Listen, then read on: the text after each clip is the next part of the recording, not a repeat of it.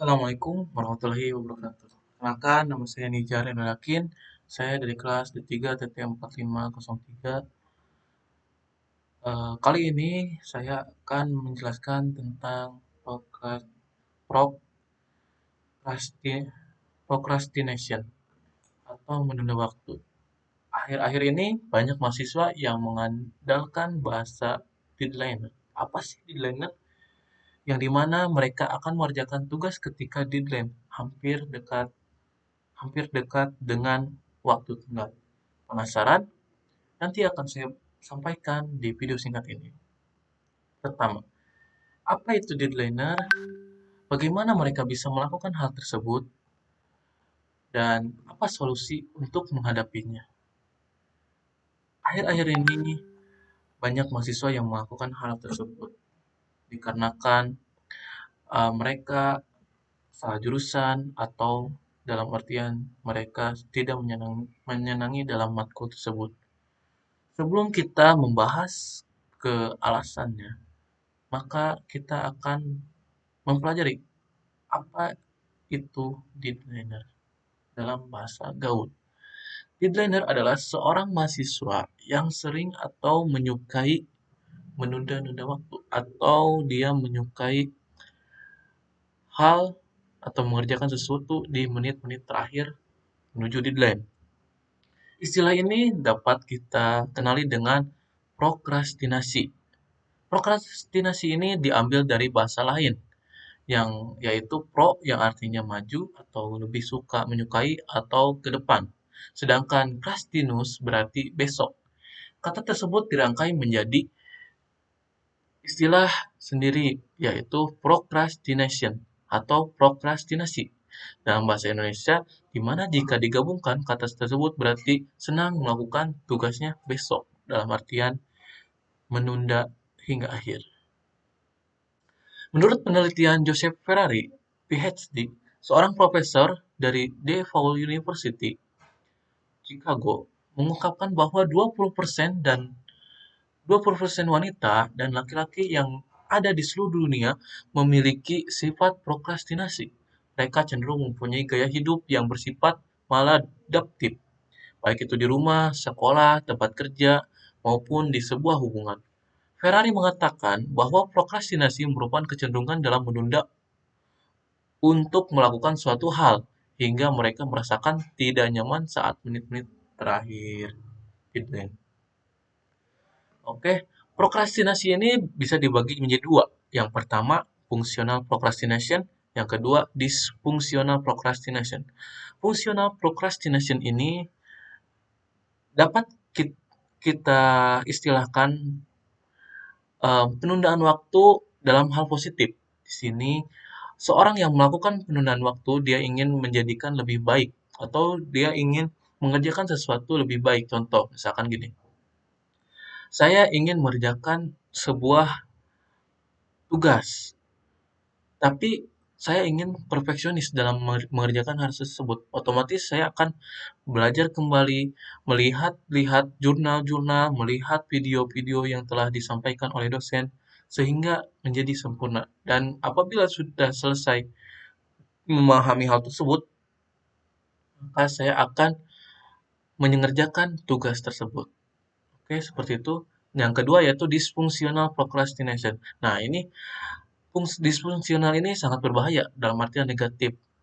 Kenapa? Karena dysfunctional procrastination ini dia menunda-nunda waktu karena tidak memiliki tujuan. Dia menunda-nunda waktu hanya karena malas saja. Seperti itu. Oke, kenapa sih bagaimana mereka bisa melakukan hal tersebut?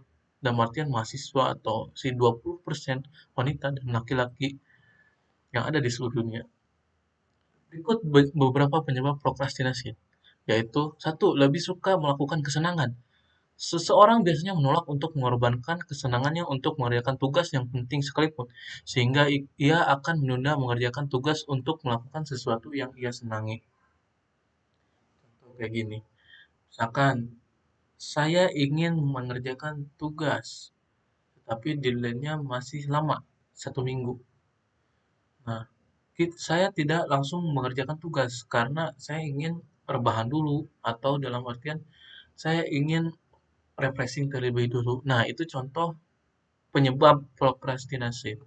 Langsung yang kedua yaitu lingkungan tidak mendukung. Lingkungan yang tidak nyaman juga bisa membuat seseorang enggan untuk melakukan pekerjaannya dan terus menundanya. Contoh kayak gini, misalkan di kosan saya tidak mendukung untuk belajar atau untuk mengerjakan tugas karena di samping saya atau di tetangga kosan saya berisik. Nah, seperti itu contohnya. Itu sangat tidak mendukung untuk kefokusan kita dalam belajar atau mengerjakan tugas. Yang ketiga, menunggu motivasi. Nah, ini yang paling paling sering saya rasakan ya. Alasan lainnya mengapa orang menunda mengerjakan tugasnya adalah menunggu adanya motivasi.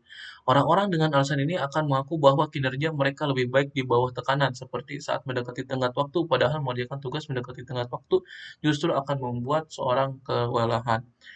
Banyak teman-teman saya yang seperti ini, menunggu motivasi. Karena kalau misalkan semakin dekat deadline, semakin cerdaslah otak mereka. Karena semakin tertekannya dia, semakin stresnya dia, mereka akan mengerjakan tugas tersebut. Itu. Lalu yang keempat, kelelahan atau stres. Stres dan kelelahan juga akan membuat seseorang melakukan prokrastinasi. Ia tidak mampu mengerjakan tugas secara maksimal sehingga ia terus menunda pekerjaan tersebut sampai ia tidak merasa lelah atau stres. Dalam artian dia ingin healing, healing terus-menerus. Tetapi ini jangan berlebihan ya dalam healingnya. Terus apa solusi untuk menghadapinya?